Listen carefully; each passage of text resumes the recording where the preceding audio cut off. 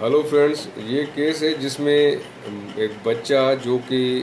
اپنی ماں کے ساتھ رہ رہا تھا اور 17 سال سے چند دن زیادہ ایج ہو گئی تھی. یعنی وہ اس کیس میں یہ ہوا تھا کہ جب ہسبینڈ وائف کی سیپریشن ہوئی تو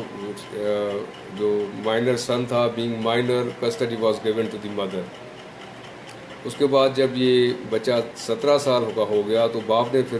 کورٹ میں اپلیکیشن فار کسٹڈی فائل کر دی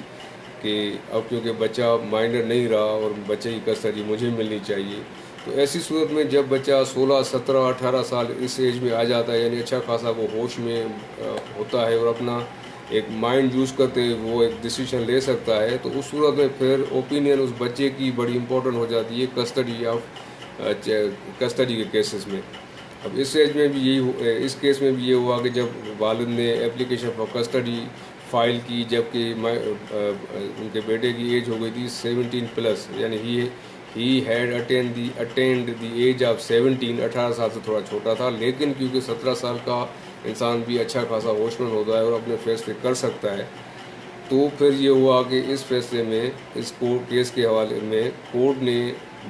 یعنی اس بیٹے سے جو کہ 17 سال کا ہو چکا تھا، ان کا اسٹیٹمنٹ لیا اور ان سے پوچھا کہ اب آپ کس کے ساتھ رہنا چاہتے ہیں. بچے نے یہی اسٹیٹمنٹ دیا کہ میں شروع سے اپنی والدہ کے ساتھ رہ رہا ہوں اور میری والدہ نے میری پرورش میں کسی قسم کی کوئی کوتاہی کمی نہیں چھوڑی، اور اب میں تعلیم حاصل کر رہا ہوں، I am a college student, اور میری ماں میرا اچھی طرح خیال رکھ رہی ہے، دیکھ بھال کر رہی ہے، پرورش اچھی کر رہی ہے، اور میں اپنی ماں کے ساتھ خوش ہوں اور ان کے پاس ہی رہنا چاہوں گا. اور اسی اسٹیٹمنٹ بیسس پہ ہائی کورٹ نے ججمنٹ پاس کر دیا کہ بچہ باپ کے بجائے ماں کے ساتھ ہی رہے گا، کیونکہ اب وہ ایج کے اس حصے میں آ گیا کہ اپنے اچھے برے کی تمیز کر سکتا ہے، اور وہ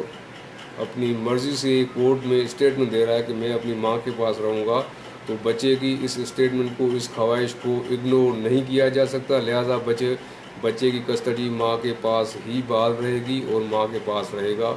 اور فیوچر میں بچے کی مرضی ہے کہ وہ جس کے پاس بھی رہنا چاہے رہے، اور ماں باپ کے پاس دونوں کے پاس آتا جاتا رہے. وہ بچے کی اپنی مرضی ہے، بیکاز اب وہ بڑا ہو گیا ہے.